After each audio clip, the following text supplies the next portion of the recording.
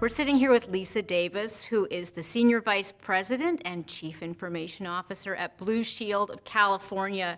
Lisa, first of all, I have to congratulate you because you are on the 2022 list of CIO Next. Thank you. Is there any bigger honor? No, absolutely not. No bigger honor, and I'm actually thrilled to be on the list. Thank you to Forbes for including me. Of course. Well, I love your background because I do have to mention that you have been in counterintelligence. You've had all of these different life experiences. What brought you to Blue Shield? Yeah, I've had the pleasure of serving in 4 different sectors, spent 26 years in Department of Defense. You've kind of mentioned counterintelligence, all in technology and as a Chief Information Officer. Retired at a very young age from government service and went over to be the CIO of Georgetown University for 3 years. Fascinating experience. Went to big tech, spent 5.5 years at Intel, both on the IT side and then running a P&L on the business side for data center group. And, you know, even at Intel, I had the opportunity to work with many healthcare CIOs globally, and knowing that healthcare has always been, unfortunately, a laggard when it came to digital transformation. So Blue Shield of California had an incredible mission and vision, nonprofit, 83-year-old company, of turning what we have, frankly, a sick care system into a healthcare system that's worthy of our family and friends. It took me back to my mission roots, growing up in Department of Defense, and frankly, Diane, having an opportunity to have an impact, and I think one of the most important sectors. Certainly have learned that through the pandemic. So one of the things I think is really interesting, Lisa, is you've got this, you mentioned the speed of innovation. You do have this kind of the speed of policy plus the speed of what's happening on the technology front. You've lived through the pandemic. What changed to make us get things done faster? Yeah, the pandemic thrust it really to the forefront, the need to drive digital transformation in healthcare, and it became a matter of life and death, frankly, because data sharing, data interoperability, the use of digital tools and technologies, because frankly, we had to, navigating the pandemic, gave an opportunity to move this to the forefront of how our consumers expect and now demand these type of services in their healthcare. So many parallels to, frankly, my government's service, complex ecosystem, data sharing and interoperability, certainly before 9/11, was always at the forefront of issues that we needed to address. And frankly, Diane, we need to do the same now in healthcare to really ultimately transform the healthcare system.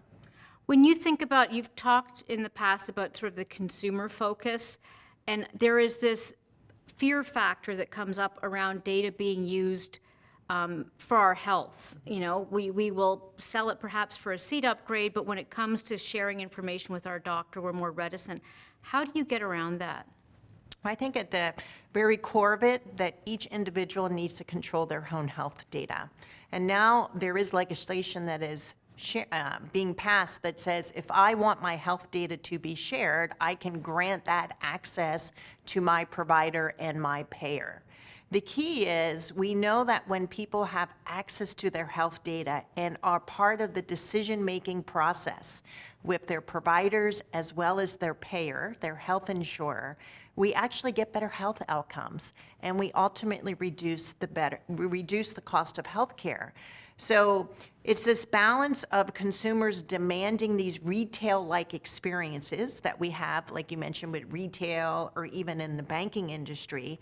How do I maintain my privacy, take control of my data, share the data with whom I want to share it with, my circle of providers that are in control of my health, and be part of that decision-making process, because now they have a holistic representation of who Diane is or Lisa is when I'm making health decisions.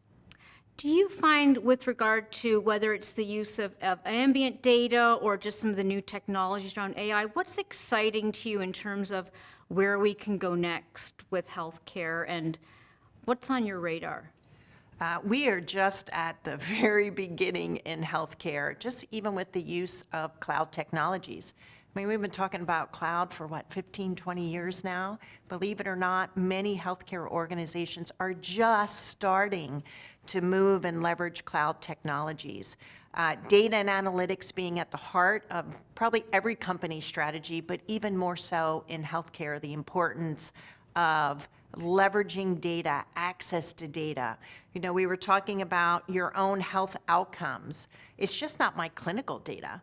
My stress levels that I'm under, where I live, my nutrition, my genetics, all of these additional data sets actually factor in to create that holistic, personalized representation of who you or I are, which helps inform health decisions and ultimately improve, hopefully, the outcomes for my health. So data is at the very core of that strategy.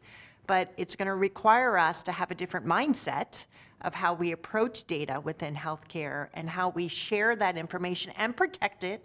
Of course, at the very core, the protection and the privacy of the data has to be front and center.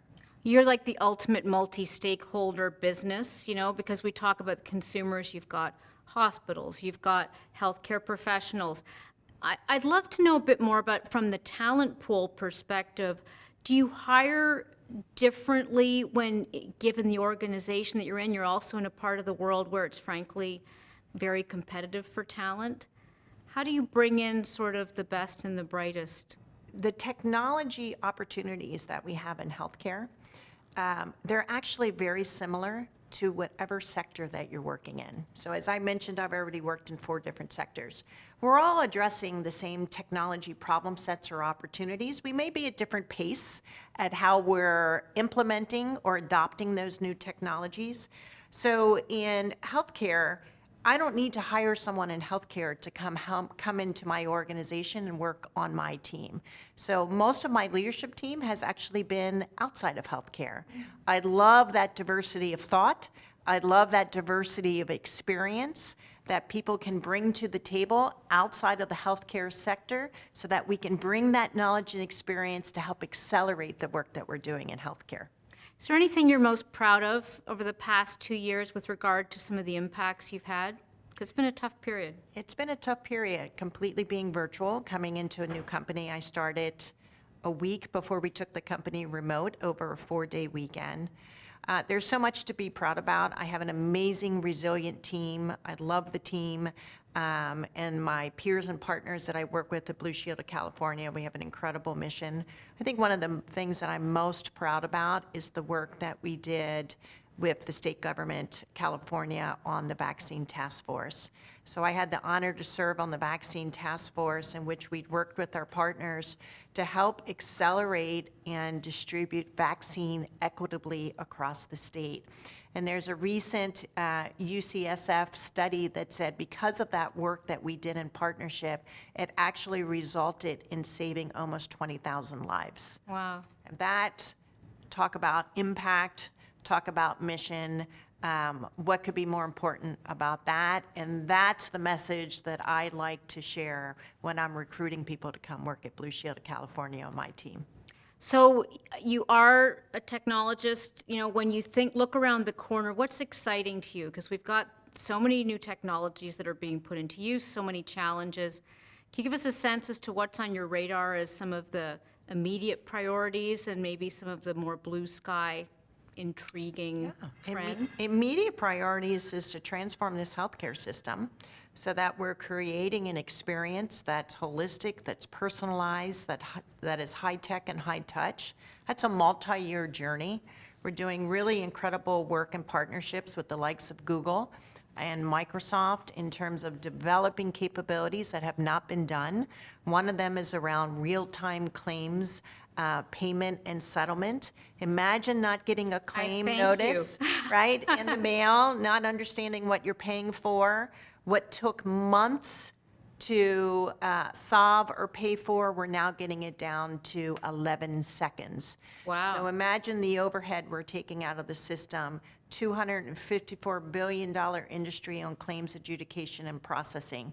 This is going to help reduce the cost of healthcare. So very exciting. We're using artificial intelligence. We're using machine learning. So these are technologies that are just starting to come into healthcare. So there's so much opportunity and potential of what we can do just in artificial intelligence. But, whether it's robotics, whether it's virtual reality, augmented reality, all of these new technologies, quantum computing, when we think of genomics and drug discovery, there's just endless opportunities of what's so exciting of being in technology and healthcare today. You are going to get us to love our health insurer. So thank you for Yes, that, Lisa. that is my goal. So we're talking with Lisa Davis, Blue Shield of California. Thanks very much for joining us. Thank you, Diane.